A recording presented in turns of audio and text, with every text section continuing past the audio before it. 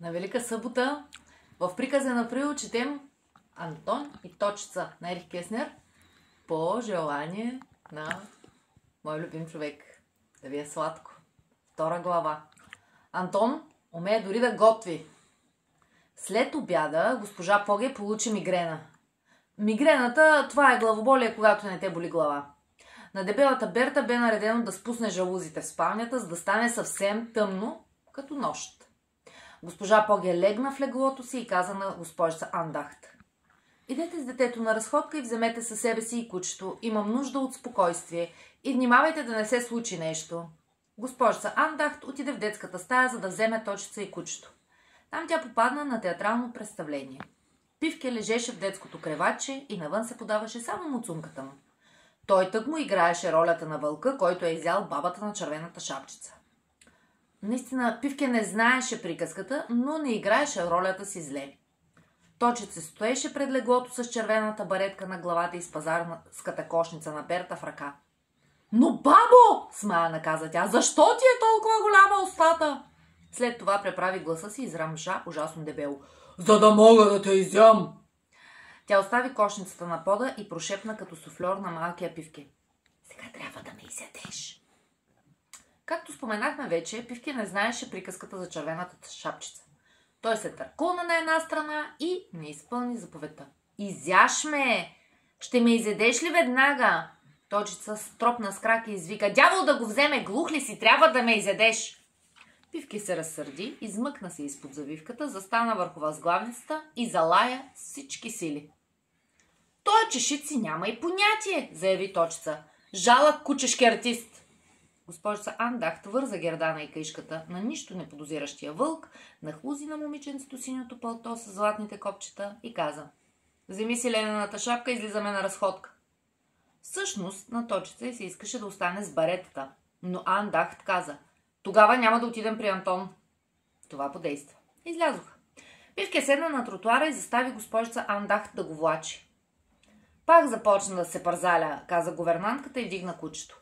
То увисна от ръката й като пострадала ръчна чанта и недоволно примига. На коя улица живее Антон, запомни ли? Улица Артилерийска, 4-ти етаж, дясно, каза Точица. Кой номер? Момент, да не прескоча страница.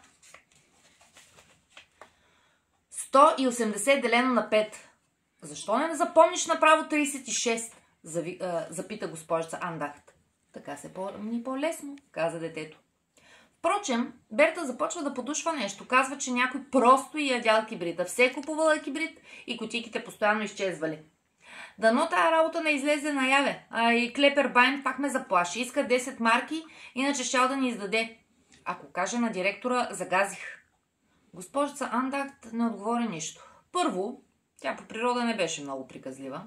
И второ, този разговор никак не я изнасяше. Тръгнаха покрай река Шпрее, минаха по малък железен мост, изкачиха се по улица Штифбауердам, свиха наляво по Фридрихштрасе, след това надясно излязоха на улица Артилерийска. Каква стара грозна сграда, рече гувернантката. Внимавай да не паднеш, може да има тайни врати на пода. Точица се разсмя, взе на ръце Пивке и запита: къде ще се срещнем после? Точно в 6 ме вземи от Зомерлате. Пак ли ще танцувате с годеника си? Поздравете го от мен, приятни танци. И се разделиха. Госпожица Андахт отида да танцува, а Точица влезе в непознатия дом. Пивке започна да вие. Явно бе, къщата не му допадаше. Антон живееше на 4-ти етаж. Колко хубаво, че ми идеш на гости. Здрависаха се и постояха известно време на вратата. Момчето беше препасало голяма синя престилка. Това е Пивке, поясни Точица. Драго ми е да се запознаем, рече Антон и погали малкия дакел. Децата застанаха мълчаливо едно до друго. Хайде да влезем в гостната, рече най-сетне Точица. Разсмяха се и Антон тръгна напред. Заведе в кухнята. Тък му готвя. Готвиш? Да, какво да се прави? Майка ми от дълго време е болна и като се върна от училище готвя. Няма да мрем от глад. Моля ти се, не се смущавай, заяви Точица, остави Пивке на пода, съблече пълтото и свали шапката си. Продължавай спокойно да готвиш. Аз ще те гледам. Днес какво готвиш? Варени картофи. каза той, взе един кухненски парцал и пристъпи към печката. На нея имаше тенджер. Антон вдигна капака, започна да боде с вилица картофите, кимна доволен и каза: но тя вече е много по-добре. Коя? Запита Точица. Майка ми. Каза, че утре щяла да стане за няколко часа, а от идната седмица може би отново ще тръгне на работа. Тя е прислужница, знаеш ли? Аха! А пък моята майка нищо не прави. В момента има мигрена. Антон взе 2 яйца, щупи ги у ръба на една тенджера, изля съдържанието, хвърли черупките в съндъка за въглища, наля в тенджерата малко вода, взе една кесия, сипа след яйцата и водата нещо бяло и започна да бърка с малка бъркачка. Какъв ужас, извика той, стават на бучки. Пивки се отправи към съндъка с въглища и посети черупките от яйца. Защо сипа вътре захар? Това беше брашно. Правя бъркани яйца, а като се сипе брашно и вода, порциите стават по-големи.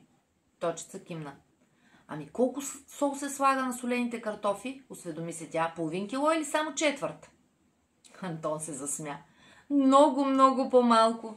Ех, че гозба би станало тогава. Само 2-3 щипки, разбира се. Разбира се. Повтори Точица и продължи да го гледа. Той взе един тиган, сложи в него мазнина и постави тигана на втория газов пламък. Изсипа в тигана бърканите яйца и те зацвърчаха. Не забравяй солта, Антоне, заповяда си той, взе щипка сол и посипа с нея жълтата каша, която плуваше в тигана. Когато започна да се запича, Антон я разбърка с лъжица. Свъртеше приятно. Значи за това се казват бъркани яйца. Поразбъркай ги малко, помоли момчето и тикна лъжицата в ръката й. Точица продължи да бърка яйцата вместо него. Антон взе тенджерата с картофите, хвана я за дръжките с 2 вълнени парцала и изля врялата вода в мивката. После раздели картофите в 2 чинии. С варените картофи трябва да се внимава, иначе стават на каша, рече той. Точица не го слушаше. Тя бъркаше толкова усърдно, че ръката я заболя. А в това време Пивки играеше футбол с ячените черупки. Антон затвори газовия котлон, раздели справедливо бърканите яйца в 2 чини, измисли ръцете и развърза голямата си престилка. Снощи не можахме да дойдем. Родителите ми имаха гости и останахме вкъщи. Така си и помислих, каза момчето. Почакай, сега ще се върна. Той взе 2 чини и се измъкна през вратата. Точица остана сама. Опита се да закрепи една яйчена черупка на главата на Пивки. Ако научиш това, ще те допуснат да играеш цирка. Изглежда, кучето нямаше нищо против. Изглежда, че кучето имаше нещо против цирковете. Извинете, то постоянно събаряше черупката. Не така, стари глупчо, каза Точица и се огледа. Гледай, каква малка кухня. Още от първия миг тя си бе помислила, че Антон е бедно момче. Но това, че имаше толкова малка кухня, я смайваше. От прозореца се виждаше сив заден двор. А нашата кухня, Пивки размахва опашка. Антон се върна и запита. Искате ли да дойдете при нас в спалнята, докато ядем? Точица кимна и улови Пивки. Тя изглежда още доста болна, каза момчето. Но направи ми удоволствие и не показвай, че си забелязала това. Антон направи добре, че подготви момичето да щади майка му. Майката на Антон седеше в леглото и изглеждаше много бледа и измъчена. Тя кимна любезно с глава на Точица и каза. Добре си направила, че си дошла. Точица се поклони и каза. Да ви е сладко, госпожо Антонова, изглеждате превъзходно. Как е драгоценното ви здраве? Момчето се изсмя, сложи още една възглавница зад гърба на майка си и казва. Майка ми не се казва Антонова. Антон се казвам само аз. Ах, тия мъже, възкликна съвсем отчаяно Точица и превъртя очи. Колко ядове си има човек с тях. Нали, милостива госпожо? Това беше част от Антон и Точица на Ерих Кеснер. Надявам се да ви се осладила. До утре, до нови срещи в Приказен април.